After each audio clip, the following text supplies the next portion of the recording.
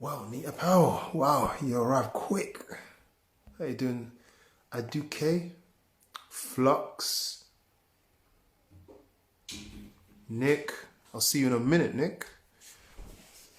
Pastor Nick. Good to see you all, man. Thank you for joining, and hopefully what we have for you today will be very fruitful.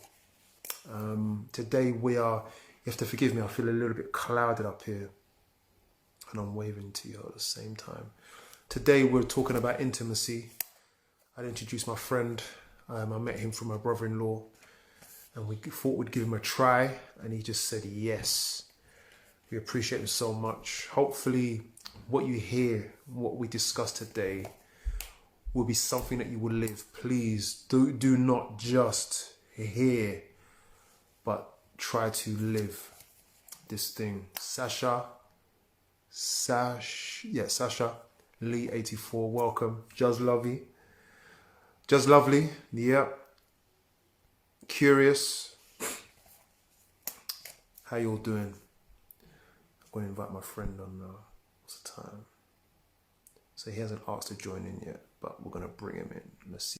Just like that. Now he's in LA. Sir. Hey, sir, how are you? Man, you know, we're blessed, man. Amen. You can hear me all good? Yeah, no, everything's good. Can you hear me fine? Yeah. Wonderful. Sir, how are you doing, man, in this time of lockdown? You know what? I know this is going to sound crazy. I'm loving it. Yeah. Not all the things that are going on and stuff that's happening. I mean, obviously, we're praying, and I shared with you a lot of the healing testimonies that we've gotten, but I'm so grateful for the opportunity to just be still and just reconnect in ways that just stir the soul and the spirit in such a good way. So lovely. Yeah, I'm excited to talk about it. I'm excited to share with you guys, and grateful for the opportunity. Yeah, it's been an honor. I was just saying to everyone before I came on to you that there are some people out there I'm thinking, no, they don't want to sit down and talk with me, you know. But, you know, it was great because, you know, there was a moment when I met you last year, was it? Last year sometime. In Israel Nights in Stratford, my brother-in-law's church. Great church, great people. And you just said one thing to me, man. You said one thing, and that was something like, my wife is my best friend. But it wasn't that you said it, it was the way you said it. And you were tired because you were just finished preaching, obviously jet lag. And you said it, and I asked you a question just to see who you were, and the way you said it, I thought, I need to get to know this guy. And a lot of the people that we have had as guests on this show have been friends of that church or from that church. So it's a great place. The presence that you have and the humility, people. So this is our pastor friend Nick Stotzer from LA. Yep, Los Angeles, California. 8 hours behind, right? So forgive me, it's my bedtime. It's all good. But guys, he hasn't come to preach, he's come to share. Yes. This is not a sermon, this is a discussion, and a very frank discussion. And I'm glad, I know you will turn up with honesty. We welcome you all to this evening. Today we are talking about intimacy. But before we, you are a pastor of which church? You are a pastor of which church? Yes, a Firehouse. It's called Firehouse Community Church, and we're local here in the San Fernando Valley of Los Angeles, California. And I'm just grateful to be able to shepherd so many wonderful people, and grateful to have connections like you and Pastor G, and I'm just blessed. Thank you so much. No, we're honored, man. And you see, he's humble. He hasn't given us a whole showdown. He's just told us a little bit. So he's a humble guy, and this is why I'm so interested in talking to you, bro. You know what? You actually flagged something up, and it's going to give some of what we're talking about some context. You mentioned earlier on to me, right, that, you know, how were you as a young man?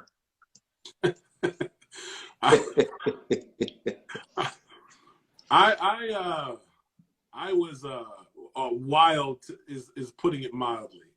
So I definitely ran a crew of about 100 kids. I in those streets, you know, doing what kids shouldn't be doing, you know, from selling drugs to fighting to, you know, doing all the stuff that hooligans and thugs do, gangsters do. That's what I did. I did that till I was right around, actually on my 18th birthday. I started off when I was like 11 or 12. By the time I made it to 18, I was really surprised. Like I didn't really expect to make it to 18, and I didn't know what to do after my 18th birthday. I just thought I'd be dead. So I was going real hard. So I was like, okay, well, let's see if I can make it to 21. When I made it to 21, I was like, I don't know what to do. I'd done everything at that point. The fact that I hadn't gone to jail or, you know, done hard time was just a miracle from God. And I just decided, okay, I got to make a change. And then I had a crazy supernatural experience, not in a good way. It was in a very negative way, where wow.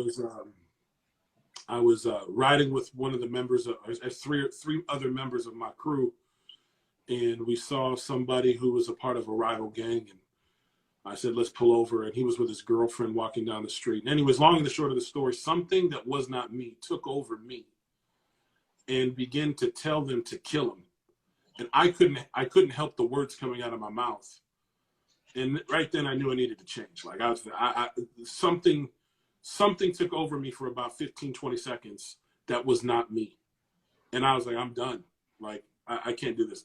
So I just searched, man. I searched everywhere, and just glad God found me in a nasty pit and pulled me out. Yeah, that's what he does. Yeah. And we're just hearing stories of people who are in the process. The beautiful thing about this, and it's just happened this way, is that a lot of those who are guests, they're not necessarily all the way out on the other side of the shore. They are in the process. Yeah. And I think the process is beautiful. Yeah. Yeah, we're all, I don't think no one ever arrives, right? We're all always in a process. You know, from one stage to the next stage. Anybody that says they got it is the person I don't want to listen to. You know, I'm not going to listen to you if you say you got it. You don't have it. You might have a piece of it, and that piece might be for me, and I'm really grateful for that piece, and I honor you for it. But the arrogance to say that you have it is just, I don't want that. Just don't want to listen to it. People don't want to hear that, no? People don't want to hear that. You know, they want to relate to somebody because whoever's going to listen to you is struggling. And if they know you're over there, they think you're too far. But in reality, and something we've learned over the weeks, we are almost all of us are in the same place. Mm-hmm. Yeah. No matter what sermons we preach, no matter how much we pray, no matter how much we don't pray, a lot of the time we're still stuck, or we're still dealing with something. Well, I mean, that's the thing, right? Like, that's why. Not that prayer doesn't work. That's why this moment is so beautiful, because we're all finding out where we really have shortfalls. Even going into this time of, you know, lockdown, we really thought that certain areas were solid, and then we're realizing that they weren't so solid.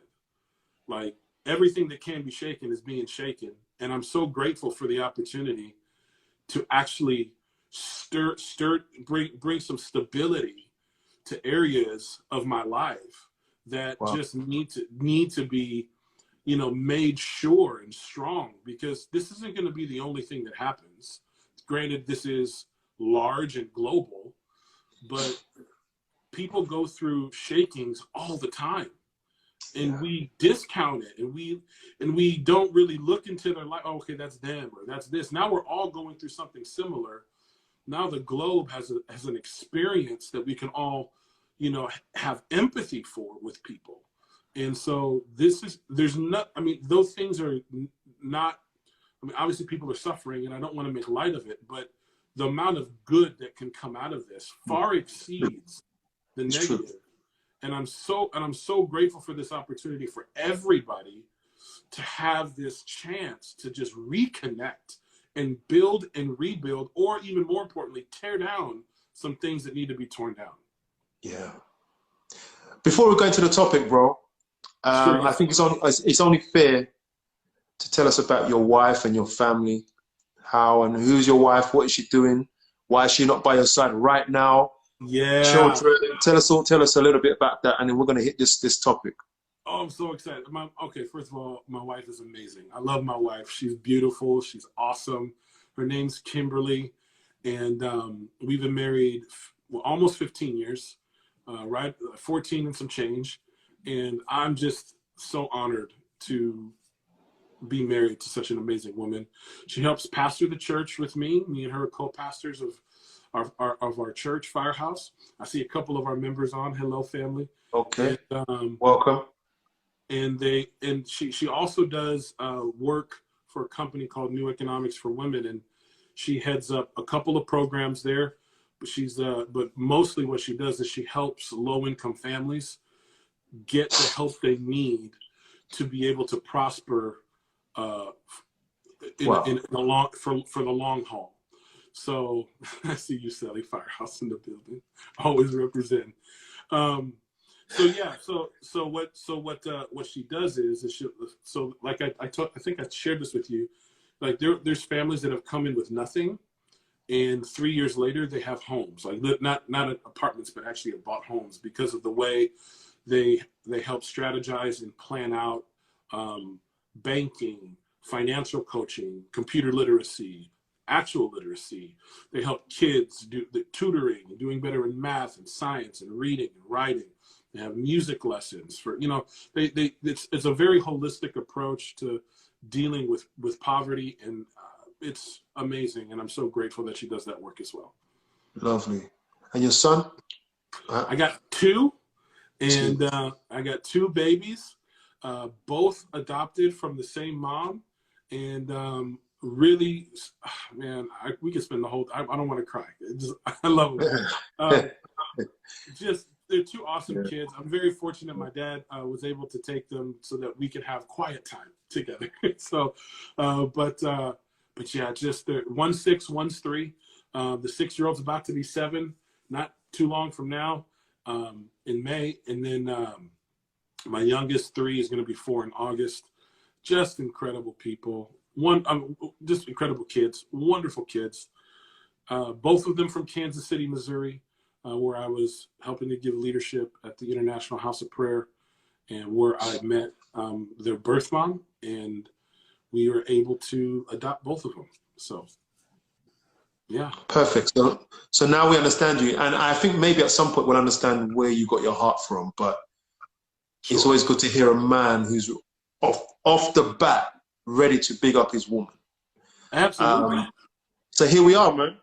Intimacy. Yes. Why is intimacy a topic for you? Now, we're talking, guys, get this. This is not only for married folk. Let's get that straight. And if you ask me, some of the best people to speak to are those who haven't set into marriage yet, because they can do it better than we have if we help prepare them, right? So listening to what we have to say today, take it on board and live it. Okay, I might say this again at the end. Why is intimacy, bro, a topic for you? Oh man, that's such a multi-layered question. Layer one. How let me ask you a question first. How raw are we allowed to be on here? Bro, let me tell you. Tell me. Let me tell you. Like, if you don't go there, I want my money back. Well, we're gonna go there. You know, I was actually sharing with one of my spiritual daughters earlier, you know, how the magnitude of intimacy. So the singles right now, I was having a dialogue with this is why it's important. I'm gonna share a story and tell you why it's important. I was ministering to a young woman, 23 years old, and what she said to me floored me. And it was not good. Let me just put it that way. Yeah. I was stunned at what the world has taught children is intimacy. Let me share this with you. Yeah. So I'm not going to put it the way she put it, but basically she would rather either sleep with or share sexual favors with a man before she kisses him because kissing is too intimate. Yeah. And I'm like, where's the relationship first? Like, how do you even know this person? And it just goes on into a huge dynamic where we have generationally families that have broken apart for a myriad of reasons, but it all boils down to they didn't stay connected or they didn't try to connect in the first place. Okay. So whether it's because of money, because the number one reason for divorce is finances. So whether it's because of money, whether it's because of extramarital affairs, whatever the case is, at some point or another, the fundamental breakdown has been intimacy. Because if I'm intimate with somebody, if I'm like with my wife, if I'm connected with her and I want to know her and I'm digging into her life and she's digging into mine, she's knowing my heart, I'm knowing her heart, another woman is not taking my attention. Another subject isn't entering in pulling me away from the level of intimacy I'm having with my wife. Like the lie that something else is more important when I'm digging in with my wife about real things. Like we're not faking it. Like we're talking about our real things. Like we're not talking about like, hey, how's the weather today? And how are you doing? Like so much of that is so surface, and why that conversation was so impactful for me is that there was no depth whatsoever about what it means to interact with a human being. It was sex and a kiss. There was not even the intention of relationship, not even the intention of intimacy, not even the real digging in of what it means to know you. To like, if it's not just a one-on-one relationship with my marriage, just my friends. Yeah. Like, I want to know your pain as well as your pleasures, bro, so I can keep you from going out of bounds. And you need to keep me from going out of bounds. I need to know you like you need to know me so that we can move together in this thing. And why is intimacy so important? Because it leaves legacy. It's impactful legacy. And I want my kids and I want my kids' kids and their kids to know the legacy that me and my wife leave. Not because we're great, but because what I believe is that God can use us as we are intimate with him and intimate with each other to change generations of people, to change generations of children that come behind us on what it means to have a loving marriage, to be kind to people, to be generous, to be able to impact others those in my group and bring them into love. Like that's why it's so impactful for me right now. I'm really digging into and finding the lack of intimacy that this world has. First of all, with those that are supposed to be closest to us, most importantly to God. But it's in a severe lack right now. So what does intimacy look like between you and your wife? Well, I mean, we're not going to talk physical intimacy. I'm assuming we're talking just relational. But I guess, the relational side, because I know the physical is a reflection of that, in my opinion, anyway. It is. So we don't need to go into the sex. Everybody knows how to have. No, I shouldn't say that. Everybody knows how to get physical in some capacity, but the mental, emotional, spiritual, relational, what does it look like, and what's the meaning behind everything you do when it comes to intimacy? What's the depths of your intimacy? Sure. I guess for me, I know this is going to sound cheesy. Sorry for the cheesy factor. I'm not trying to do cheese, man. Come on, let's go. In order for me to really know my wife, I got to know her daddy first, right? So I go to the Lord in prayer before I ever talk to my wife and try to get from him what I need to do to serve her. Bro, what are you talking about? Every time But when you want to get deep, So every time you want to get deep. Well, I can't really serve my wife well unless I go into the depth of her heart, right? Because a lot of times, you know, I don't know. I only have had one wife. I don't know about other wives, so I apologize. I mean, I've counseled a lot of other couples, and what I've found is that there's always a surface level conversation to just kind of test the waters, see if this is a good time to have an intimate moment with your husband. But what I have found is, if I'm in prayer before the Lord about her, before she ever walks in the room, I'm already prepared. Yes, Bro, let me just catch you. Yes, sir. Let's be clear, but let me ask you this. You've been married nearly 15 years. Yes, sir. And you still have to go to God to be clear about every day about how to reach your lady. Mm-hmm. And if you want to be in any sense intimate, you always go to God first. Mm-hmm. Absolutely, because the pursuit of her never ends. She changes all the time. Season to season, she changes. And so as a man in general, men in general don't like change. We generally like something stable and firm and like something we can count on and something we can put our watch to and like really be able to calculate and time. You know, just we're much, in general, this is not all men and this is not all women, but in general, men usually are pretty programmed. So they like to come home at a certain time, eat dinner at a certain time, do this at a certain time, play with their kids, talk to their wife, go to bed. But as great as that is for some things, when it comes to intimacy with the woman that you proclaim to love, she is not the same woman she was when you first married her. That's so true. Nor is she the same woman she was 3 years ago, 5 years ago, 10 years ago, and for me, almost 15 years. She's not only developed in a lot of areas, she's also come up with new thoughts and ideas and ways about going through life. And so my job as her husband is to, in knowing my wife, is to pursue her heart. I never stop dating my wife. I'm always dating my wife. I might be married to her, and I love being married to her. We have covenant together, but it doesn't mean I don't want to date her. So even when we're home and like here and now, you know, what can because I'm home more often than she is. So I'll cook her dinner. I'll make sure the kids are taken care of.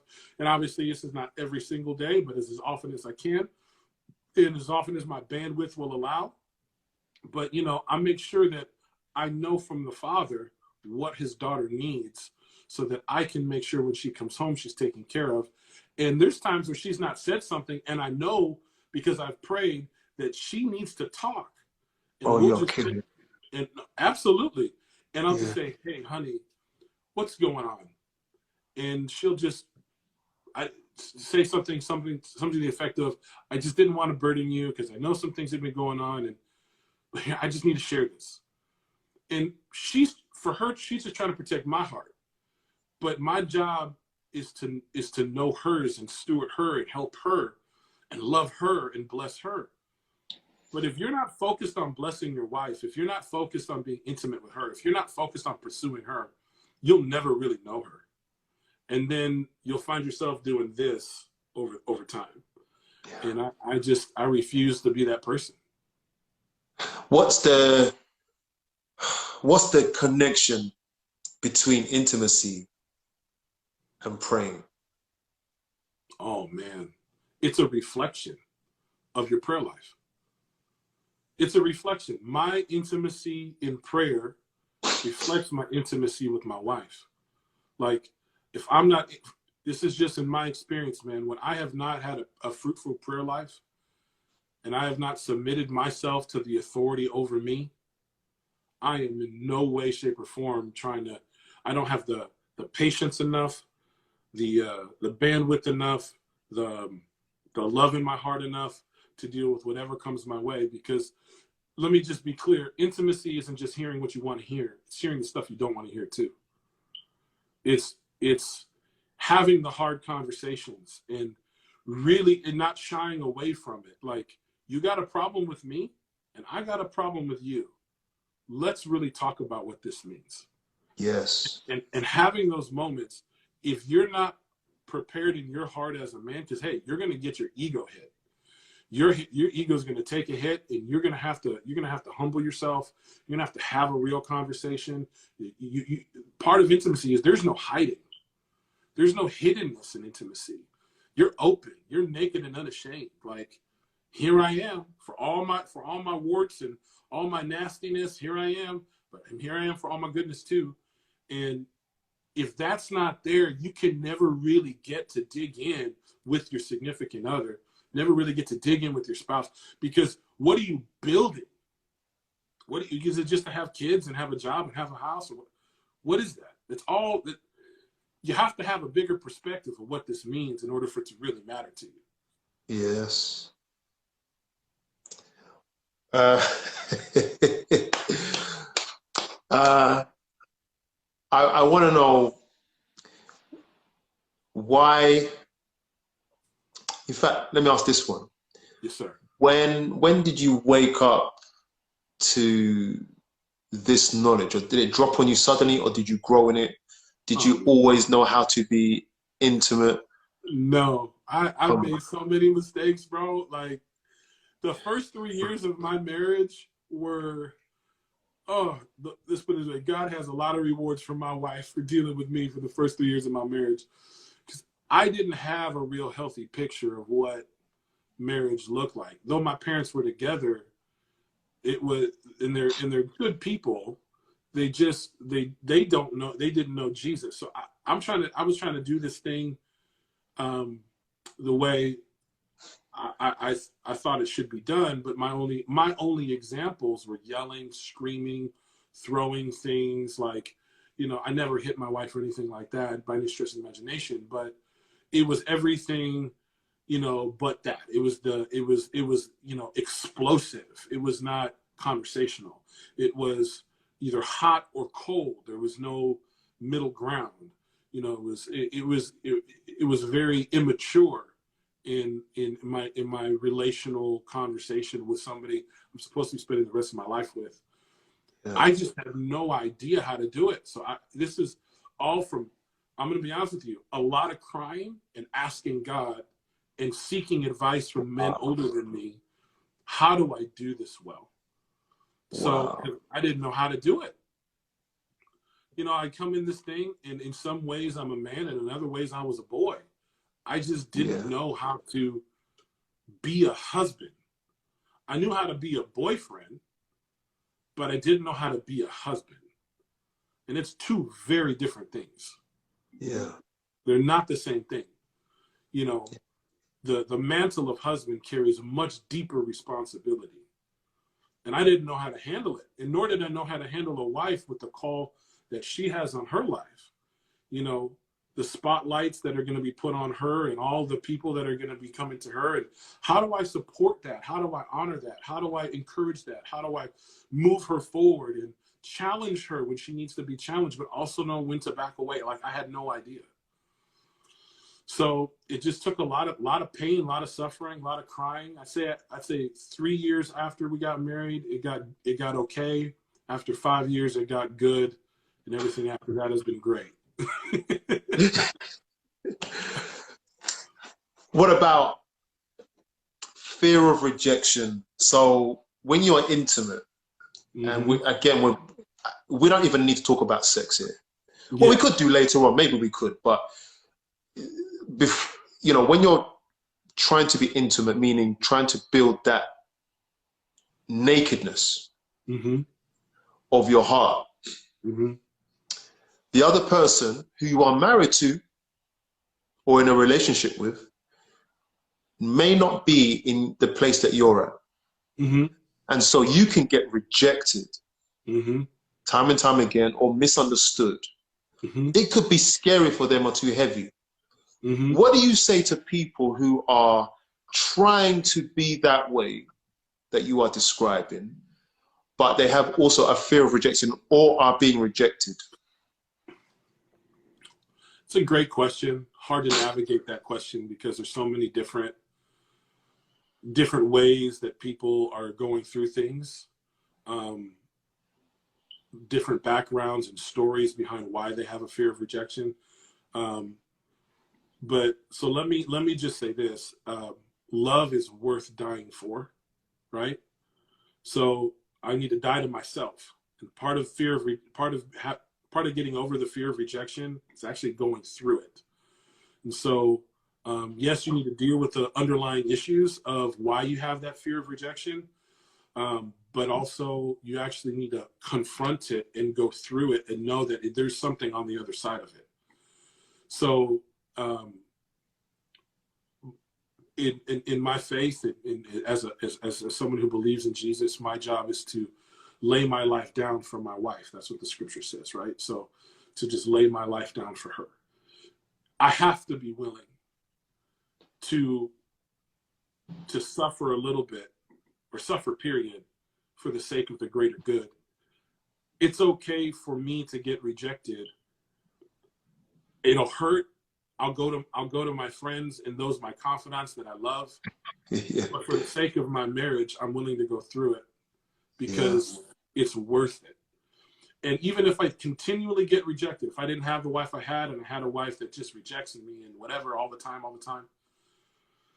it's still worth putting my heart on the line, because at some point they're going to recognize that I really want the intimacy, and something's going to have to change. And even though it might hurt for a moment, I go back and get centered again, and then I come back again, because love is worth it. Love's worth it all. It's worth it all. And if I keep pursuing it and I keep putting myself out there and I keep saying it like, I'm here, let's talk about it, let's deal with it. At some point, and let me just say this, I don't want to come across as it being nagging, obviously within proper time periods. Nobody's saying come at it every day and nag each other. But I am saying when it comes to facing the issue of rejection, keep putting yourself in the position to be rejected, because that's what love does. Love doesn't run away. Bro. Yes, sir. I am a strong believer in the fact that if you are going to love, you are constantly putting yourself in a line of fire. That's not just for relationships, though. That is just for life. Mm-hmm. You will get hurt, you will get duped, you will get tricked and scammed. But if you don't do it, you will suffocate. Mm-hmm. There's only one way to live, and that is to put yourself out there every day. Every day. And that's the thing, right? Because this is why I say you have to have a bigger perspective for your marriage, other than it just being about just the other person. Because people are interchangeable. You know what I'm saying? If it's just about a person and it's just about the one thing, you can interchange that person with somebody else that you feel at that moment might be better for you. But that's not what it's supposed to be about. Here's the thing. Part of the process of becoming married and dating is that you're intentional about something bigger than just the marriage or the dating. So you are actually taking the time to say, this isn't just about one person and how we interact and dialogue. This is about something that's far bigger than me and this person dating, and far bigger than me and this person getting married. This is a perspective that stretches not only to people in past you, that will be here past you, that will see you, but it also how it impacts people around you, because a lot of people around you have never seen good and healthy things. And it also honors those that came before you. There has to be a bigger perspective about this thing. And if you just are dating to get a fix, you'll never have what it is that it's meant to be. Bro, you are giving a word right now. My thing is, when you're in a relationship with someone and it's only about the way you feel, mm-hmm. and it's only about this thing called love, which mm-hmm. is, to be fair, everybody doesn't understand love in the same depth at that dating stage. That's not the Mhm. problem. But unintentional dating is a massive curse. Oh gosh. It's a playground. It's so dangerous for the future. Sorry, what do you want to say, bro? Come on. Oh no, I'm listening. I'm agreeing with you. Like, yeah, preach, bro. Like, yes. You know, it's like I don't get. I mean, let me put it. I'm gonna put it from my own experience. Before here's the other thing that is also that I should say this. You have to be impacted by love to understand what love even looks like. So Okay. so I didn't know what love looked like until I was impacted by what love with the for me Jesus. So I didn't know what love looked like until I met love, and then all of a sudden I'm like, I need to be that thing. Where did it happen? Where did it happen? Bro, like it was wild. Where? Who was that person? It wasn't a person, man. I mean, it was Jesus. It was one of those moments, like it was one of those moments, like for real, that you read about. Like, I had one prayer since I was 10 years old, and it was, I just want to be made clean again, because I felt dirty. I'd done so much stuff, bro. I mean, I didn't know if I'd killed people because I ran away, but it was one of those things where more than likely I had bodies on my record. But I don't know because I was gone.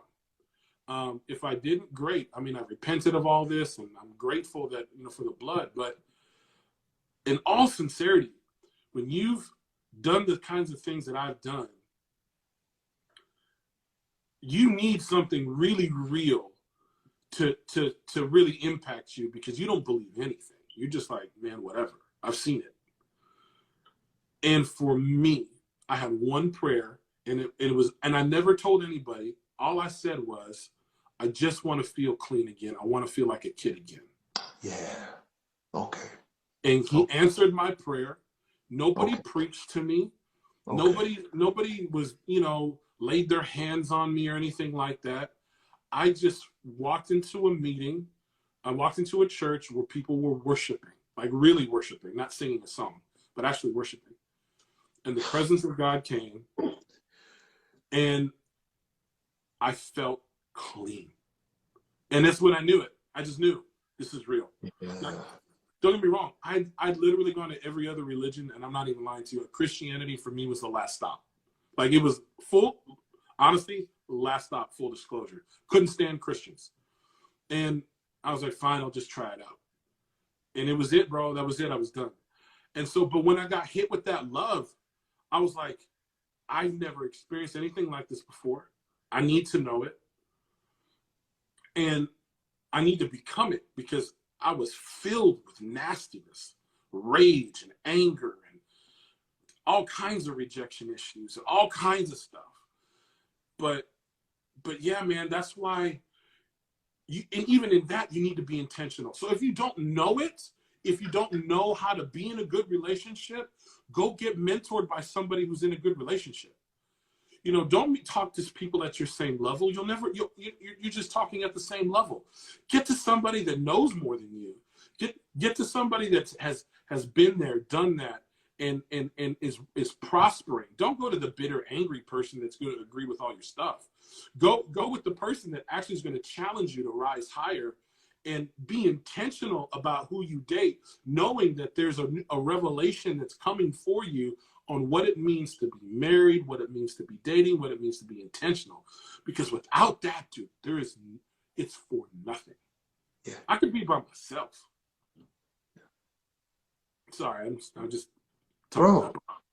Listen, intentional. Yeah. And now you're saying it's bigger. And I need to repeat this point. It's bigger. Sorry, I'm repeating this point so that you can break it down, maybe, if you can, further. Sure. We're saying, and I think it's from the dating stage. So we mentioned more from the marital, but for those who are preparing to or are in a relationship, please understand, like my brother said, that dating is so much bigger. Courtship, whatever you want to call it, I don't care about the difference. It's all the same to me. Dating is about legacy. It's about what you're going to give your children. It's about the path you're going to take. It's about you expressing your faith, how you date. If you don't have goals and aims, bro, what you saying? Mm-hmm. No, I'm yes. Keep talking, brother. Sorry, that's for you to jump in and you know, because it's not about me, it's about you right now. You know, when I give you that call to say what you're saying, it means, bro, just finish my sentences for me, you know? Yeah. Here's what the heartbreak I have when people aren't intentional about dating. Yeah. And so that I'm setting it up this way so I can tell you the joy when it's done right. Yeah. The heartbreak I have is that people waste other people's time. Yes. Yes. Just because somebody fits a certain profile that they didn't, the profile has no wisdom. The profile's mostly aesthetic. The profile, even when it goes a little deeper, generally stops at a job. You know what I mean? What do they do? Because that means there's a perspective for, ascension in a particular way. Yeah. But the vast majority of dating is strictly an aesthetic pursuit. It is. It is. And I'm not saying that isn't important, but if you're not ready, don't date if you're not ready to marry. That's kind of what that's where I'm at. You have to say that. If you're not ready to pursue a long-term committed relationship, do not date. You're wasting people's time. Absolutely. I've seen people that wasted 5 years, 6 years of people's lives. Yeah. Because they went in and out of being in relationship with people, in and out of, we're fighting, but now we're not fighting. We're doing this, we're doing that. They're never growing in a direction. And they just end up wasting six years of somebody's life. And they cultivate habits of insecurity. Yes. Not only do they do that, but now not all of the relationships are tainted, right? So if there's a whiff of something that this person has done in another relationship, they just shut down that relationship, even though that person's nothing like that other one. Yeah. They just have grown bitter. And that's the thing. There has to be a real reason why you're moving it, because bitterness and cannot come into relationships and relationships thrive. You have to you have to at least be working on getting rid of all of that stuff from past relationships so that you can be who you are. See, and this is what I think people don't understand. Yeah. With dating and in bitterness and anger, what you're really doing is you're living life through someone else's lens. So you're living life through someone else's place in your life. You have to let go of that thing. Bro, go back and start that again. Rephrase it. Come on. When someone is living, but in particular dating, and they still have a root of bitterness about things that have gone on, they're not really who they are. They're not their authentic self, right? They're not their authentic self, because their authentic self is a different version. What they've done is they've attached this person's opinion and what this person has done, put it on themselves, and put it as a mask around. They're breathing it. They're not really living who they are. They're living out who someone else thinks they are. And they're constantly fighting it. And so you got to get rid of that stuff. Like, hey, guess what? Sometimes there's a level of truth to what they've said. Doesn't mean they said it the right way. But sometimes you might be a little narcissistic. You might be a little bit jaded. You might, and that's okay. But see, that's why intentionality is so important, because if I'm doing this thing intentionally, I will look at that free way. They said it wrong. It was not right. Wasn't done well. Now my heart's not bitter towards them. Now my heart's focused on getting help for what I need help with, and then loving someone else instead of trying to not find that person in someone else. And that's what, and see, that's part of the problem with people dating. They're just trying to get away from the person they just left and trying to end up with somebody that's not like that person. And so they end up in these wild relationships that they think are good, and it's so not good. You know what I mean? Yes. So, Question. Oh, yes, sorry. No. Did you want to finish your point? Did you no, want? I just want to say this. Stop running from other people and just learn how to be you. Like, stop. Like, yes, that person was bad. Yes, that person did something. But you're chasing. But that person's ghost is chasing you, and you keep running. Stop running from the ghost.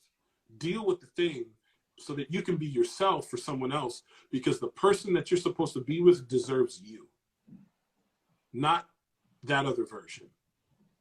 This is the highest level counsel on the planet, for free. Amen. Okay. Why do people struggle with intimacy? It's a broad question, but speak what comes to mind. Yeah. That's a broad, I mean, for lots of, I mean, on the real dark end of things, some people have been sexually abused and physically abused.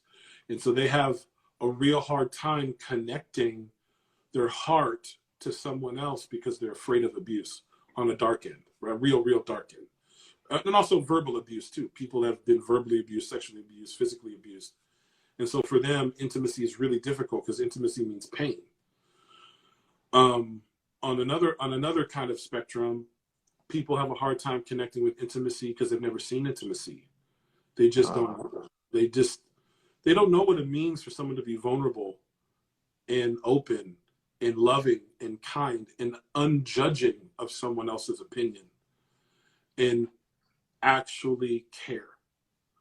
You know, I was one of my spiritual daughters said something, you know, the other night at a leadership meeting, and she said, you know, she was talking about me, and she was saying, you know, some of the things that I didn't have as a dad, that I always wanted, I find in Nick.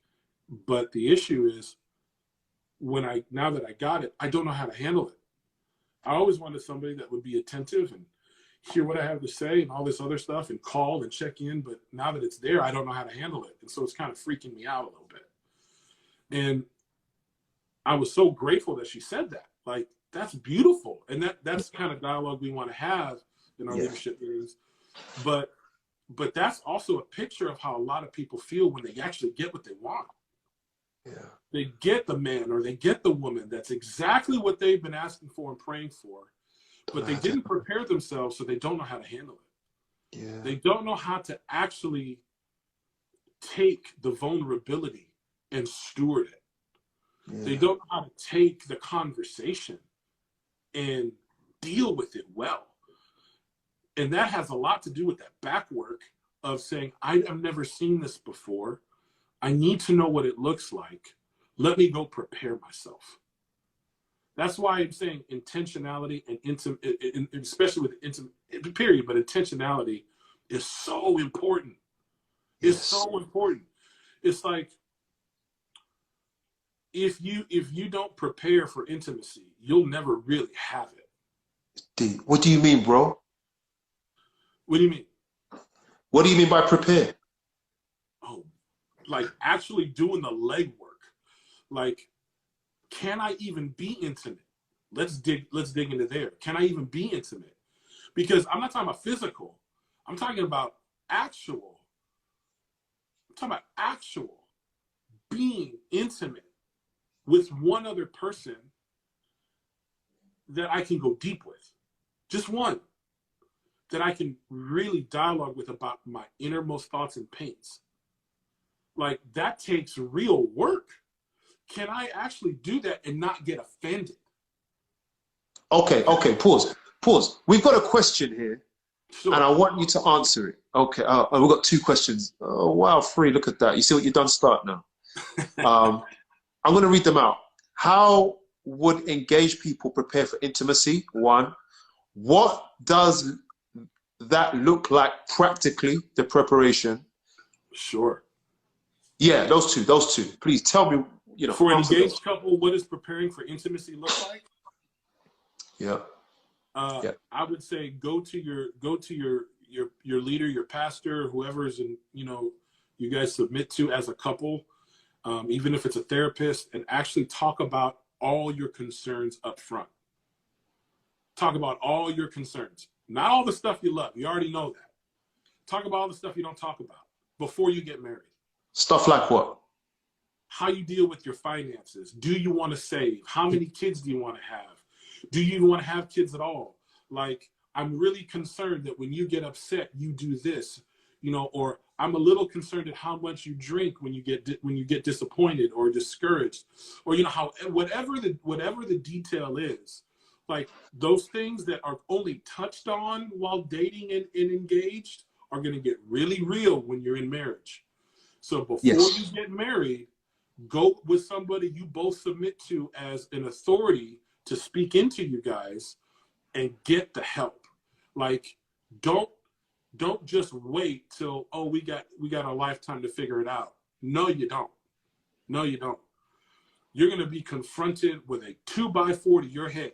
If you don't, I'm so serious. You're going to be like, this is marriage. This is what That's real. It's so true.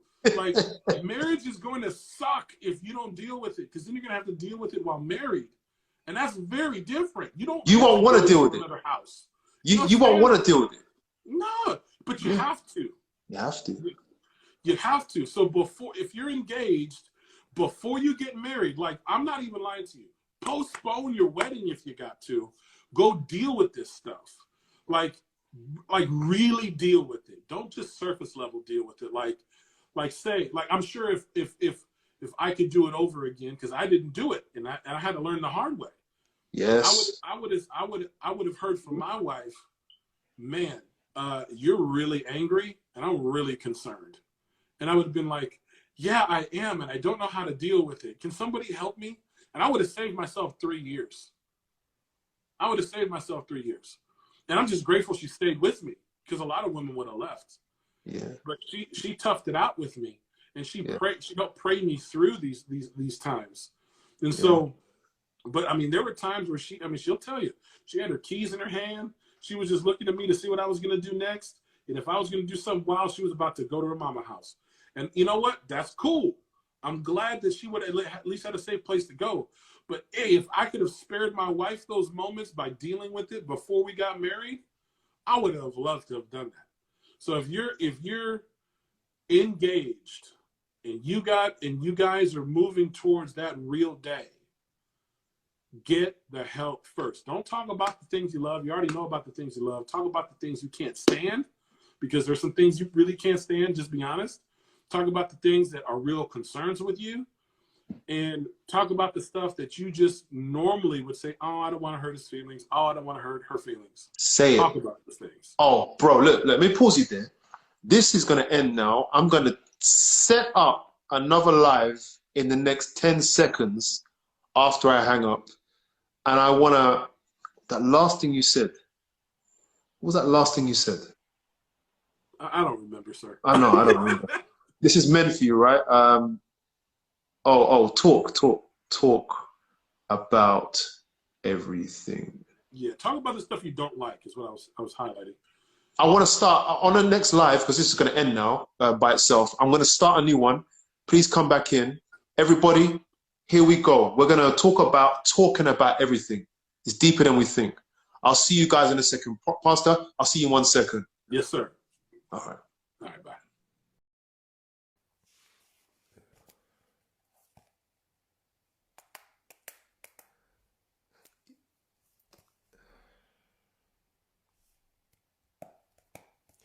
I can't say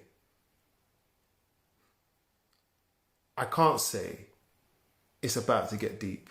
Teresa, how you doing? I can't say it's about to get deep, because it's already deep. Let me bring it back in. Let's go straight in. People are joining now. I don't want to bring him in yet, because you're still joining pretty quickly as well. Thank you for joining us again, man. And if you've got a question, bring it. We'll have probably about 10, 15 minutes at the end. Charlotte J, I'm waving, whoever it says to wave to. There'll be a few seconds at the end. He's requested to join. Here we go. To answer your question. Waving. Oh, okay. Hello, sir. Okay. So, no more introductions. Premarital Yes, sir. counseling or preparation for marriage. Mm-hmm. I say this, and I want your thoughts on it. Mm-hmm. I think that if you are in an intentional relationship, you've got to talk about things that are scary, Mm-hmm. very personal. Mm-hmm. The earlier, the better. And the best time is to do it when you're in that chair with the therapist or the pastor. Mm-hmm. Sexual habits, Mm-hmm. your thoughts, your fears, everything needs to be laid out. Thank you. I was dying for a drink. Look at that. Oh, brother, I'm with you, man. She saved me, man. She's a mind reader. What do you think about that? Absolutely. What laying out on the table? Yeah, everything's got to be laid out. Because here's the thing, you know, and I shared this with you earlier, before we got on. Like, what you hide will kill your marriage, Bro. So This is it. It's the hidden things that are going to destroy your marriage. So, because everything comes out. Everything comes out. Just give it time. Things are going to come out, let alone They'll gossip. come out. So, like, for example, if I didn't, one of the things that I learned from a couple that was dear to my heart, they're in their mid 70s now, older ministry couple that me and my wife learned tons from, is, especially as people that are in some capacity leadership, right? So you host this show, and I'm sure people want to meet with you, both men and women. And what I had learned early on is, one, never hide a meeting, always make it public. And unless they're needing counseling, and then if they do, man, you make sure that your wife knows, for me, my wife knows exactly who it is, how long it's going to be. If she can be there, let her be there. Like, let there be nothing hidden, because that hidden thing, that's where the devil tries to get in, right? All the insecurities are in the unknowns. So if you try to just expose it all up front and be like, here, this is my schedule, hun. This is what I'm doing today. This is where I'm going. I'm going to have some me time between this time, and this is what I'm going to be doing. Let me know if you got anything that you need. And you guys have that real dialogue, man. There's so much freedom in that. But when you hide stuff, it will kill your marriage, because it will come out, and then they can't trust you. And for women, men too, but for women, trust is everything. How can they trust a husband that won't protect her heart? How is she supposed to trust the man that she's supposed to be for the rest of her life, if she can't trust him to go to the store and not talk to another woman? Like, simple stuff like that. Like, it's so important to just be open at all costs, because the hidden things are the nasty things. You got to get all that hidden stuff out.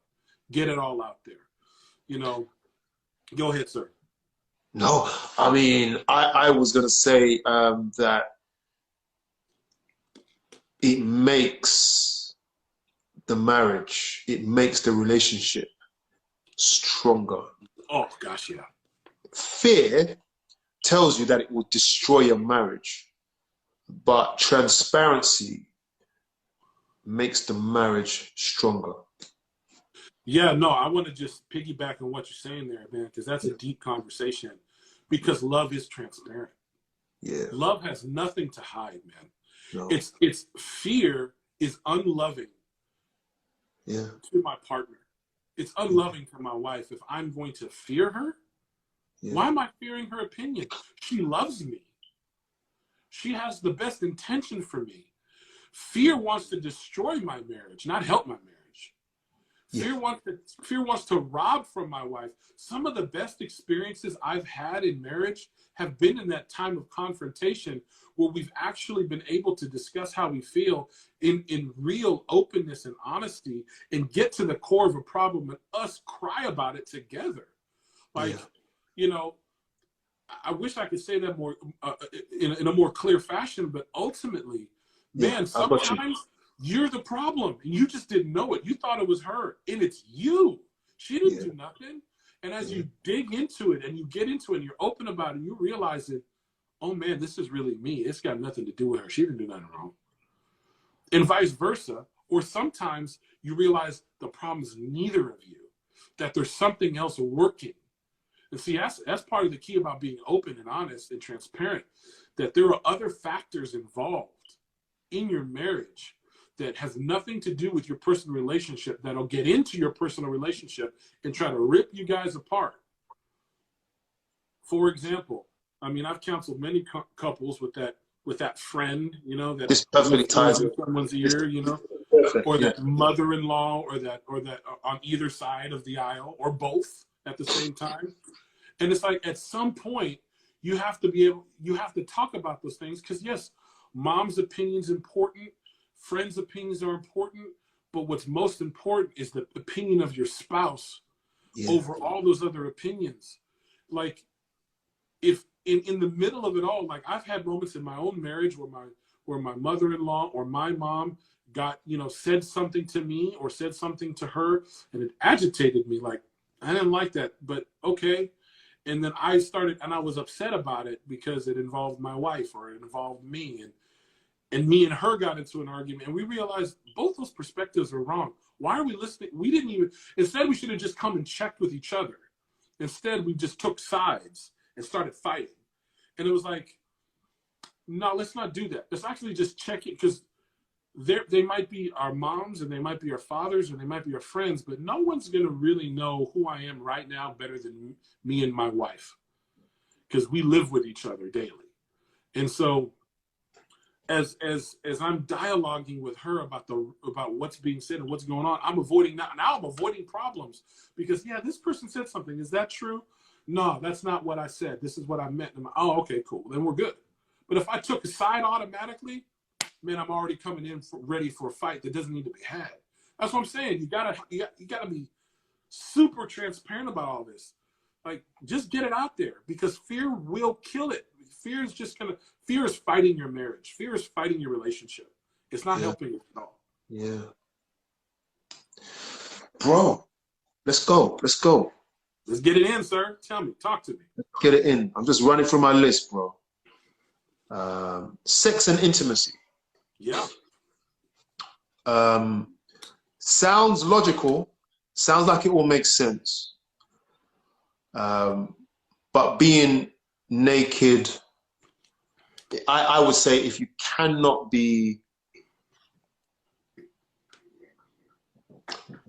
I would like to. The logic isn't always truth, okay? There are some people that are able to just, you know, let's have sex, let's do this, and then throw themselves in positions and are happy to be naked. And there are some people that aren't.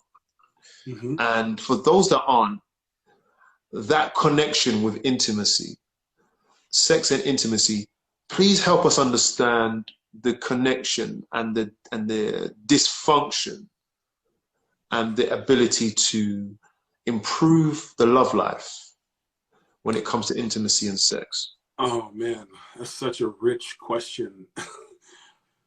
Wow, we could have spent the whole time talking about this.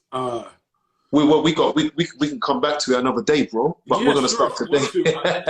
Because there's so much involved in it, right? There's so much involved. So listen, there's lots of different dynamics for people. So I can't speak to every dynamic that people walk into in relationships, because people have gone through a multitude of issues before they come on into any relationship. So I can't speak to all of them. I will speak in generalities, and hopefully people can latch on to what they can latch on to in the general. But I would say that there's no better sex than married sex. And this is why. Because when I'm vulnerable and open before I ever get naked with somebody, it makes everything so much easier and more pleasurable. So because let me put it this way. When I know that me and my wife are free from all other hindrances, my sex life with her is much better. Yeah. Right? Now I'm fully with you. I'm not a portion of me is with you. I am fully with you. I am fully open. I'm fully there. I am completely with you. And so I'm not, it's not just a function. It has a purpose. Sex is an extension of my intimacy with my wife. It's not something other than, right? So I'm only expressing my intimacy with her physically now. Like, I want to move it from the conversation so that now let's be intimate together, because we want to be intimate together.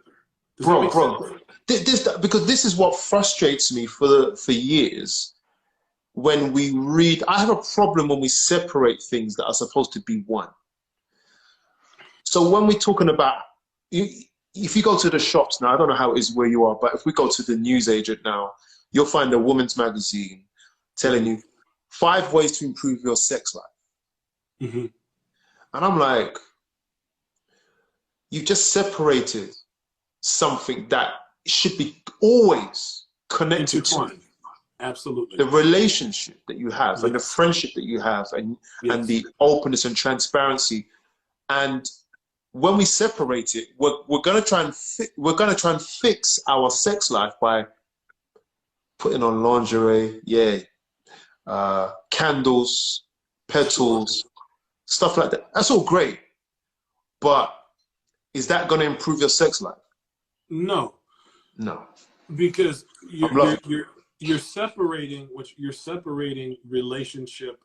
You're separating the physical from the spiritual and the emotional, and that's when the goal is to have all of those things together as one. When all of those things are together and everything is working symbiotically together, the experience is far greater, and the intimacy only deepens. And so, but when you separate relationship from sex, when you separate even your spiritual life from your emotional life, like all of when you begin to piece part things, none of it works well. It's not meant to be piece parted, so you're going to have deficiencies. Yes. But when you bring it all together and you begin to realize that my relational intimacy with my partner is fully connected to my physical intimacy with my partner, and then I wrap that all into the spiritual intimacy with my partner, there is no greater expression of love. It is covenant at work. And that's the thing that I don't think people really understand when they're stepping into marriage. It's just become a piece of paper. Marriage is a covenant that you make with somebody that, for better, for worse, for richer, for poor, in sickness and in health, I am with you through it all. And there's no way to prepare for certain things, but you can prepare your heart for a lot. And one of those things, man, is really realizing that you can't do all of the physical and emotional and spiritual apart from one another and it work well. But when you put it all together, man, the depth that you get, the real relationship that you have, listen, all my faults my wife knows. I'm open with her about everything. And it only makes everything better because she knows everything. And she's able to see me for all of who I am and still choose to love me.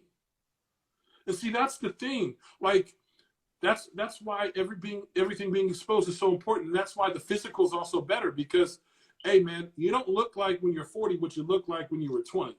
And Lord knows when you're 50, you're not going to look like what you're like when you're 30. Hey, so how does it get better, man? It can't be about the physical and it still work properly and still have intimacy when you're 50, 60, 70 years old.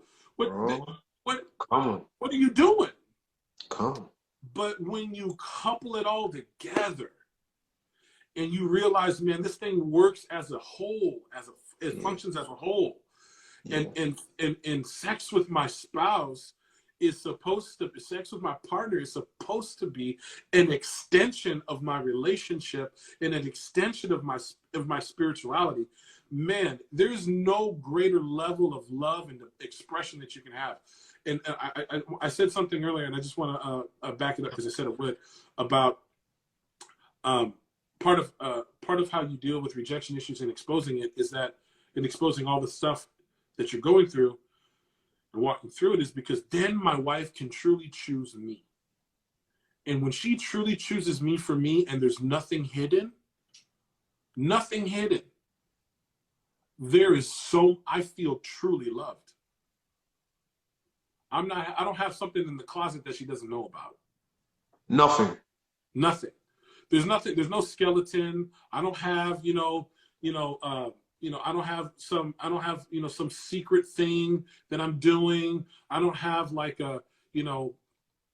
another bank account where I hide all my, extra cash. So if I want to go on some vacation without her, like none of that. Like there's none of that. We have the same bank account. She sees where all my money goes. She knows what I'm spending, when I'm spending it. I talk to her about big purchase. Like we do everything. Everything's exposed. All my stuff, all of how I feel. Every conversation I have with people that I feel weighty with, and like all of it is there. Why?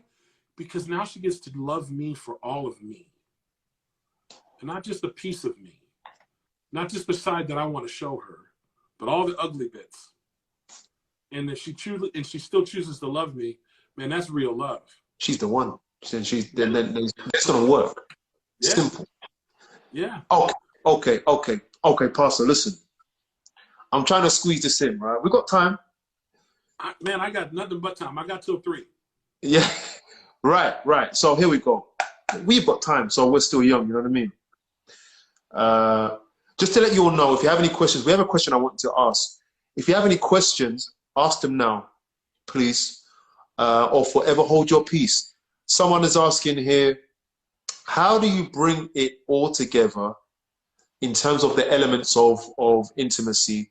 So you've got the sexual, emotional, and so forth. How do you bring it all together if you've never had an example of it at all? Yeah, that's a tough question. I mean, ultimately, I didn't have an example of it either. But that's why I'm saying you got to go to people that are older than you. So, for example, I really believe in mentorship and eldership. I mean, the scriptures talks about that the elder women should teach the younger women. And vice versa. Men should be teaching women. So a man should be teaching other men, so on and so forth. I want to not only, so one of my mentors who lives in Kansas City, his name's Stuart Greaves. Love that man. He's amazing. But he doesn't just teach, he's not, and one of my marriage mentors, Mike Rizzo, who's an incredible man of God as well. And, especially Mike, he shared with me a lot about his failures, not just his victories. Yes. And so part of what I learned had a lot to do with his failures. Like, I don't want to make the same mistake. Because, listen, victories are obvious, but the failures part, man, because he didn't just share with me what he failed with openly. He shared with me what he failed with privately, like when no one was looking, when it was just him alone with God and him alone by him, just period. And he failed in his own heart, in his own mind, whatever. And he shared with me those times. It helped me to really grow in understanding of what I shouldn't do. It was the warning. Like, hey, Mike did this. I shouldn't do it. So I would say, yes, sir. So I have a question. I want to add to this question. I would like you to answer it in the light. No, actually, allow me to answer as well. Sorry. Um, how do you bring it all together if you've never had an example? I'll give you an example. And Nick, you've answered this question already, you know, and I'm just going to add to your answer from my experience, and that is, once I had a realization of what Christ did. Man, married 19 years, been blind for many of those years. Okay, I've been blind emotionally, spiritually for many of those years, but growing slowly. And I would say that I never had an example or anyone to turn to. So speaking to those who cannot find or afford a counselor, in my community, there aren't many men that I would go to in my religious community. I can only turn to a couple of friends, literally a couple. My thing is Christ the model. And here we are in this age now talking about it, and we're still learning. But it's platforms like this and listening to you. And there's a lot of people out there who you can reach out to in the world who you don't know on social media who could really help you on your path. But I think, Nick, you answered it because you said that you couldn't give love until you experienced it. And you shared that when you was and a number of times in your life, I think you've had events where Christ revealed himself to you in his own way. Oh, we've got a couple of questions here. Whoops. How do you deal with a partner that is not in the mood to have sex when you're ready to go? Oh, that's a good question. We're getting into the sex stuff. Okay. Oh, okay. Hold on. Before you go, sometimes you have to say that you'll be, because I'm thinking that we have to do another one where we do talk about sex because it is a massive topic. So, how do you deal with a partner who is not in the mood to have sex? That's a big question, and there could be a million reasons why. But Pastor, are you happy to come back? Anytime. Another day to deal with stuff like this. Anytime. Honestly, anytime. We'll get you in the next week or so. Thank you. Okay, I've got some questions here. The reason why, because guys, listen, the sex one is big, and it takes time because we've got to dig in, patch it up. We don't want to just open a can of worms, and we don't want to squeeze it in a short period of time. Unless you want to DM myself or Pastor, go for it. But in terms of dealing with specific sex questions, I think it's going to be a challenge for this, but we will hit it soon. Counseling others. So you counsel couples. Yes, sir. What are some of the things, or what is something that features that comes up when you counsel couples? Oh man.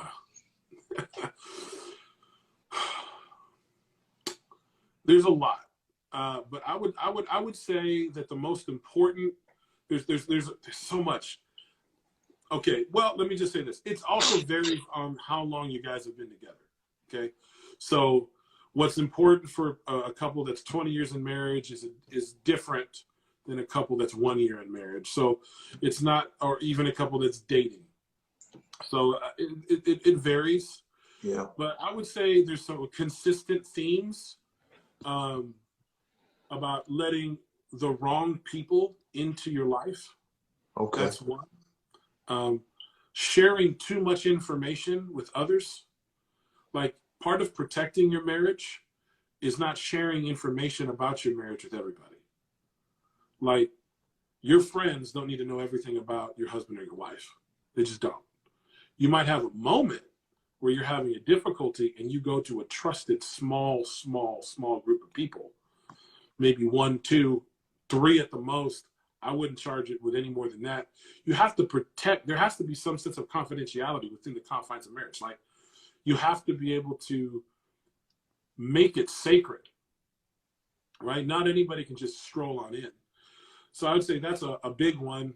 Intimacy is another big one. You know, not talking about, which is why right now, especially with COVID-19 and everybody in the house, got to deal with the intimacy issues, man. Like, you got to get real with people and start actually talking it out and like actually really being intentional about your life and marriage and connecting your hearts. So I would say, you know, intimacy is another one. Another theme that's huge with especially long-term relationships, long-term marriages is money. Like, man, get a plan for that thing. Because if you don't, what do you have? What do you got? It's just a source and root of a problem. So, plan to have spending times, like some people are so frugal that they don't want a penny to go out, and they suffocate their partner because their partner they suffocate their husband or their wife because they just want to go have a little bit of fun. Yeah. Like, what's wrong? Like, here's something. Me and my wife's more the frugal one than I am. I'm more of the big spender. So, there was one time I was like, I'm gonna take a few $100 out, and me, myself, and I'm gonna go shop for my wife. Like, I'm thinking this is a good thing. And I bought purses and shoes, and like I did like all kinds of stuff. Like I laid it out I'll never forget. I laid it out on the bed. Like, it was cool stuff. Like, it was good stuff. And then she comes home and she looks at all the stuff that I bought for her, all the shoes, all the purses, all the stuff. And she was like, "What did you do with my money? What did you do with my money?" Because she knew it wasn't cheap. Yeah. Right? So, I just dropped $500-600 on a whole bunch of stuff. And she's like, "Yo, we needed that money." But I didn't know because I had not had the conversation about where our finances were. And so instead of it, and then I got hurt because I tried to do something nice for her. And man, I got hit with rejection right off the bat. Like, it wasn't even it wasn't even one of those things that was like, "Oh, thank you, baby." But what? It wasn't even a thank you. It was a 2x4, right? What did you do with the money? So, it's like, as y'all say in the UK, full stop, have the conversation about finances. Now, I would say those are the consistent themes. I think a lot of people, and there's a lot of subsections under those themes. For some people, they're not intimate physically because of lots of like sexual abuse and other things. Some people aren't, have a hard time dialoguing about heart issues because, of maybe a lot of past relationships where there was a lot of pain around subject matters. So, a lot of underlying issues along those themes. But I would just say, man, those three things are probably the biggest. And I would honestly tell people and encourage people, man, when you find the problem, root it out and go deal with it, because it's only going to benefit you. So if you and your husband or you and your wife have a problem with finances, listen, nobody has to be broke. You don't have to be. So even if you're in a current position where finances are an issue, get a plan so that we can try to figure out in finances how we can get our finances out of a problem. You know what I'm saying? Yeah, bro. So like, because for a lot of people, especially now, they're struggling with finances. So every little bit matters. Everything counts. So get a plan for it, and get a plan for what's going to happen after this is over. Is there a career change? Like, what are the things that's burning on your heart? What are the things that need to be done? Like, really dig into that conversation, because there's so much richness in it. It's not just about money. It's about what comes behind it. Like, I've counseled a couple. Yeah. That, he hated his job. His wife didn't know that, but he made really good money. Like 6-figure plus income, like really good money. But him leaving the job and going to the job that he actually wanted to do would have meant a significant lifestyle change for the family. Selling the house, turning in the cars from the lease, downsizing to a smaller home. Like, it would have meant a significant change for him to start a new career in a new path that he was really passionate about and always wanted to do. So, but she didn't know that, and he's sitting there silently suffering just to provide for his family. When they finally had the conversation, there was weeping and crying because she didn't care about the money, and he thought she did. She just wanted her husband back. And it wasn't that she thought she was the problem, and it wasn't her. it was him being just completely unhappy with his job. And so part of talking about finances isn't necessarily just about the money aspect, it's all the underlying stuff too. So I'm sorry I'm just going off. But yeah, man, those are the themes. That's okay. We've got a couple more. Sorry, let me first apologize to someone who asked a question earlier on and I said I wouldn't answer it now. There's a reason why there are certain questions I don't answer live unless we are prepared for it. Although I said answer your questions, my apologies, but please, if you really want an answer, DM us and we will. A question here, in some cultural and premarital counseling, we are told, always give it to your husband when he wants it. How do you deal with a partner that is not in the mood to have sex when you're ready to go, when you are ready to go or to have it? Oh, man, that's a real deep question. Well, I'm not going to shortchange it. The scripture does say, don't deny one another. Okay. So there are going to be times when one partner is more ready than another, but it sounds to me like in that particular case, they need to talk about their sexual habits and what they want. Some people are everyday people, and some people are once a month people, and some people are once a quarter people. So like, you got to really, you got to talk about it, because with when it comes to loving your partner, even though it's not something that this is a part of intimacy, even though it's not something that I feel is a need for me, if I know if it's a need for you, I want to serve you, right? So I want to bless you. I want to express my love for you. So if this is a need for you, okay, let's work that out and dialogue about it. But if it just stays quiet, if it's not a conversation, then there'll never be a solution. So I would say to that particular person, get open about the uncomfortability. Sorry if I'm saying that wrongly, but about being uncomfortable with being ready and them not. And just letting them know this is a problem. I really want you to be with me. Why don't you want to be? And have the conversation. Really have it. It might be nothing about you. It might be because they're tired. It might be because, and by the way, sex is different with kids. When you got babies that want to sleep in your bed, when they're young, and you gotta sometimes even have to plan it and schedule it. For some people, you got to, you gotta say, you know what, babies, it's Friday. Y'all going to somebody's house, we're gone, or whatever it is, however you guys schedule it, you have to plan, because when life gets busier,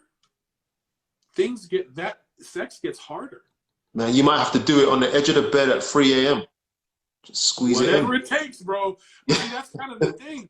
But that's the thing. That's why you have to talk about it, right? You have to talk about it. Yeah. So I would say to that person, really talk about how uncomfortable that it makes them feel when that happens. But interestingly, I heard that there were cultural appropriations there, and I think that different cultures carry different versions of what it is to be intimate and have sex. Sure. Saying that, you should have conversations about the possible imbalance between you. It could be that one person has a slightly more westernized view than the other, for example, about sex, or has had a lot more sexual experiences, because some cultural appropriations have women to be virgins, but not only virgins, but very conservative and purposeful in their approach to sex, which means that the other partner might be much more expressive or open about it. And that's a massive imbalance. Please, like we said earlier on, have a conversation and leave no stone unturned. I have a question for you. What happens when you plan, but God has other plans? Now, I'm not sure where this falls in, but we can deal with that, I guess. Real brief. What happens when you plan, but God has other plans? We did this day before yesterday. I say rejoice, man. you know, if you're trying to have a relationship, for example, I'm trying to answer the question, and it falls apart. On one hand, we can't tell if it's God's will, because it could have fallen apart because you're both being silly. It could have fallen apart for a number of reasons. But if you know that God has other plans, rejoice. Because if you want to walk down a road that has lots of flowers and sunshine, and God tells you to turn right, and that has lots of rain and mud, and then it has a furnace at the end of it, thank God for that path he chose for you. You don't want another path. Yeah. Okay. Go ahead, bro. You want to say? Oh, yeah. No, I was going to just say, trust his leadership. You know, like, I think what people, here's the thing. And I'm just going to be very blunt, if you don't mind me being blunt. Go. If you're going to choose to follow Christ, yes, then you're choosing his leadership. Yeah. Don't complain about his leadership over you. Just if it's hard, it's okay. It's hard. Yeah. But complaining does nothing. Yeah. So if you're going through a tough moment, that's okay. Go through the tough moment, deal with it, but don't get bitter about it. Like, his leadership is good. Every hard thing that I've had to go through has always worked out for my good. Every single one. Scripture. So I'm not, I can't, I have to rely on my history in God to trust that where he's leading me is good, even if I can't see it. And that's got to be okay. Perfect. I think we've got one last question here. At what stage in a young couple's journey do you think counseling should begin? I don't know if that's young couples as in dating or married, and it says, do you think counseling is necessary for every couple? I think counsel is beneficial for every couple. I don't know about if it's necessary for every couple. Yeah. I think that counseling is definitely beneficial for every couple, but some couples actually need it. They don't have the capacity, the ability, the understanding, the wisdom to be able to work out problems amongst themselves and rationally and maturely handle it. But I think everybody benefits from counseling, you know. But in terms of when is it important for couples, young couples, to go to counseling? I mean, what do they mean by young? I mean, it's kind of you a young man. I'm not young no more, dude. Let's just be honest about it. We ain't young. I mean, we ain't old, but we ain't young. That's it. I'll have that. But no, I would honestly tell people, whatever version of young they feel, you should, if you really want to go to counseling, it should be because you are really considering marrying that person. Because if you're having lots of significant problems and you're not considering marrying that person, you don't need to be with that person. Just, you can leave and it not be a problem. Like, we're done. But if you are having, significant problems and you both think that you guys, listen, if one person thinks you should be married and another person doesn't think you should be married, I don't want to be married, I'm not thinking, sorry, that person might not be the person for you. But if you guys both really want to marry one another and are having significant issues, go to counseling. If you have no intention of marrying that person or don't know if you're going to marry that person, you guys are having significant issues, don't waste that person's time and don't waste yours. It's time to go. Just leave. I would like to add that there is also, sorry, I really like what you're doing tonight, Pastor. It's been powerful. I just wanted to add to that. Counseling takes different forms in if you like. And that is like, for example, me hosting this platform and listening to you, bro, is counseling for me. Me spending time with my sisters and their husbands is counsel, because we're learning from each other. None of my family or good friends will ever hear that I'm doing something wrong and not put me right. If I don't have really good family like that, I've got social media. I can access any great couple, as long as we're talking for real.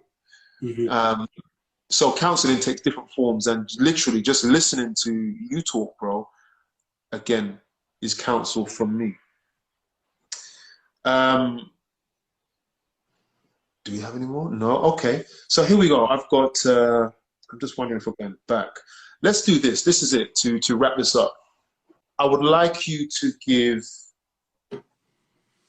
we've been speaking on intimacy, guys, and I'm going to ask Pastor to give his number one or top two or top three tips for any group of you as to safeguard your intimacy. Oh, look, before we go, would you recommend having accountability couple that you and your spouse can talk to? You would like to answer, bro? I mean, that's a tricky question. I do, but that's because I need it. You know, I think everybody should have accountability, but if you're going to have an accountability couple, that's a different kind of conversation. Personal accountability, absolutely. Couples accountability, that should be chosen very wisely. I like that. I think that that can lead, because you don't want someone else's vision for your marriage to influence your marriage. I like if it's that. not your vision. So I would say absolutely have individual accountability, but be very prayerful about couple accountability. I like that. I don't have a couple, accountability couple. I do have good friends and I do have good family. And it's just effective. But yeah, no apologies, QT. Don't worry about that. No, but no. Yeah, well spoken, Pastor. Yeah, I really appreciate the answer. It was very wise. So, unless another question comes through, I'd like you to give your one or two or three tips for anybody who comes into your heart right now. About intimacy, you said? The topic is intimacy, yeah. Yeah. Tips on intimacy. You know, don't be afraid of it. I think the first tip is don't fear it. And it's okay to have the confrontation with that fear. And you know what? That's the only one I would have. Yeah. Just don't fear it. I think after that, you just dive into it. Yeah. I think so many people have so many hurdles to get to intimacy for a myriad of different reasons. The trust issues are massive and have many different versions. And I would just say, fight with everything you have to get to the place where intimacy is in your life. Like you are vulnerable, you are open, you're having conversation. I would start off with having the real conversation with God first, because that thing right there, here's the thing. I'm going to be blunt again. Is that okay? I like being blunt, if that's all right with you. We have to stop thinking that God is polite. He's kind, but not necessarily polite. He's a gentleman, but you need to have the real conversation with him first. Yeah. Because he already knows it, but we always try to hide it. We're always putting the fig leaf over our stuff. You know, like we're always saying, okay, this is the problem, and we're putting the fig leaf over everything. We got to get real with him first, so that in that dynamic, I can say, I am struggling with, for a lot of guys, I'm struggling with pornography. I am struggling with wanting to be with my wife. God, I'm struggling with wanting to pray at all. I'm struggling with wanting to read. I'm struggling with you, period. I'm just struggling with areas of my faith. I need you to come on in. Because when you invite God into your heart that way, then he can really work. Likewise, when moving into the intimacy with your wife, confronting that fear, it's just one of those things with, you're going to screw up, you're going to mess up, but that's okay. You've never done it before, you're going to mess it up. That's okay. Just keep going for it. And for those of you that need the help to kind of navigate the intricacies of the relationship, get the counseling, overcome the fear, get it, just go after it. That would be my one tip. Go for it. Confront the fear. Everything after that is just levels of opening up. Do you offer counseling? I do. Online? Yes, I do. Now I do. It will be now, yeah. Okay, that's powerful. Okay, so guys, you've got, in my stories, you've got his link there. If you want to know who he is, if you want help, he's there. You know the guy is going to help you because he's led. But he's got his priorities set straight. He's got experience. Come on, guys, you know. If you need counseling, whether you're single or married, this is the guy. Myself and Juanita also offer it. We also have counseling that is. We also have a couple other people. You know, Kelly Broderick, who came on a few nights ago. She offers counseling as well. And then we also have our sister-in-law who offers counseling. There are people here. So we have resources for you. Use them. Some of them are not free, but you're making an investment in your life. It's a lot of work to counsel, Pastor. It's a lot of energy. Yeah, but you know what? It's worth it all. It's worth it. You know, on both ends, because, you know, even as a counselor, I get to actually glean from other people's experiences. Yeah. You know, it's not just a one-way street. So it's, you know, it's definitely a two-way. Any good counselor will tell you that. Anybody that's actually pouring into other people will tell you, you're not just the only one pouring out. Like, you're gleaning from other people too. You're gleaning from those that are helping as well. Absolutely. Absolutely. Do you know what? I think it's only fair. This came to mind because I wish your wife was here. But seeing as she's not, I would like you to answer this question and then we're done. Until yes, sir. Maybe another week or so. What legacy, in the light of intimacy, in the light of the topic, what legacy are you leaving in your relationship? Oh man, that's a deep question. I would say my goal for my two sons and their progeny that will come after them is to leave a legacy of love, to leave a legacy of hard work, and leaving a legacy of passion. So I want them to love well, I want them to work hard, and I want them to be passionate about whatever they're doing. Like, I don't want them to fall into any kind of trap that would keep them from those three things. Yeah. So I would say that would be the legacy I would say I'm leaving with my children. That's my desire to leave with my children. If they learn how to love well, period, that's enough. But if they learn how to love well and work hard, amazing. They learn how to love well, work hard, and be passionate, they're going to have it all. Okay. Because let me just say this. Yeah. A lover always outworks a worker. A lover always outworks a worker. If I love what I do, it's not work. A worker looks at a job as just a job, and then they do the bare minimum and go home. A lover always outworks a worker. So if I teach my sons to love well, they will always do the best that they can to go the extra mile for whatever it is that they love. And they love their job, they love their wife, they love God, they love all this stuff. If they love well, they'll do well in every area of their life. So I'll end with that. Bro, let me tell you. Thank you. You're welcome. Thank you for having me. I hope it helps some people. Bro, I mean, I'm going to get all these messages at the end, as I usually do, which is perfectly fine. There will be a lot of gratitude coming, but I know that one of the reasons why I'm speaking to you is because you're not here for the show. You're here for the real.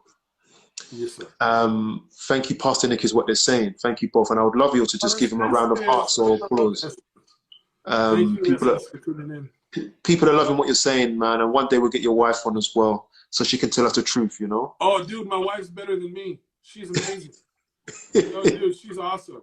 Hey, you know what? I gotta give my wife a shout out. She just got blessed with being on the OWN network for the first time. She had her first television thing that she was on. I was so happy, so proud of her. So if you see this, honey, congratulations. I mean, times, but I might as well say it out loud. I'm going to try and tag her. This is going to be copied onto YouTube as well. Okay. Again, but we're going to try and tag her if I get her link. Hopefully we'll see you not next week, but the week after. Whenever you want, boss. Hopefully if you just be a regular feature, we will appreciate that so much. Man of God, whenever you need me, I'll be here. I mean, if I can do it, I will do it. So I literally got nothing but time, man. I'm here to serve. Hats off, man. Look all this love you're getting. Nobody sent me anything, though, but they sent it to Pastor Nick, but that's okay.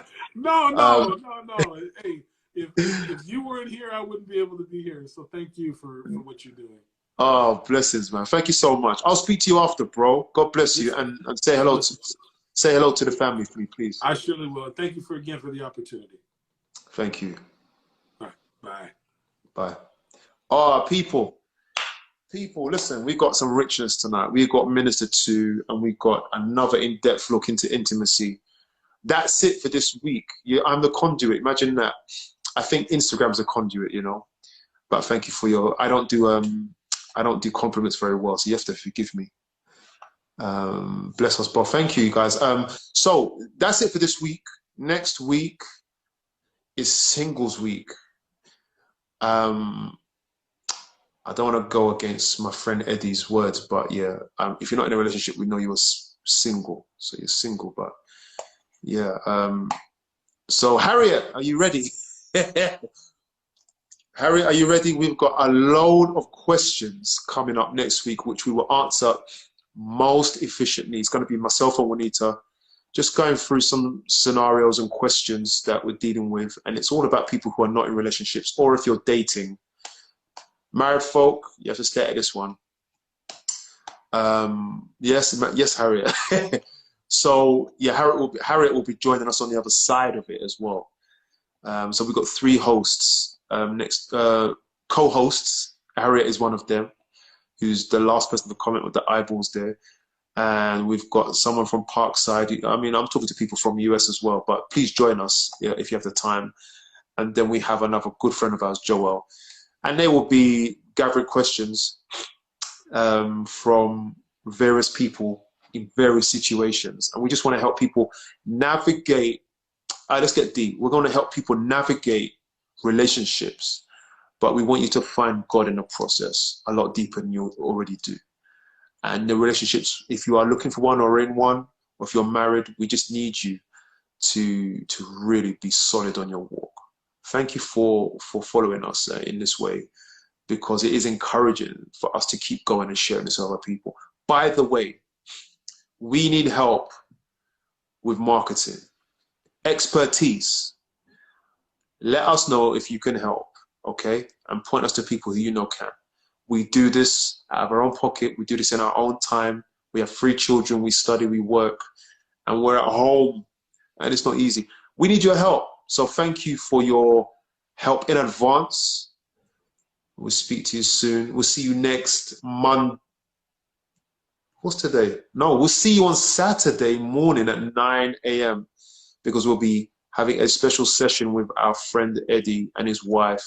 It's their anniversary, and we're going to have a very deep conversation. Saturday morning, 9 a.m., a very deep conversation because we've got a very deep past.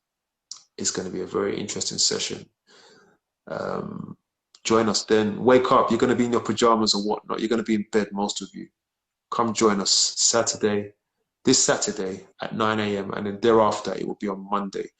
Mr. Fuller, thank you for your help and support all this way so far. People, have a good night. God bless you all.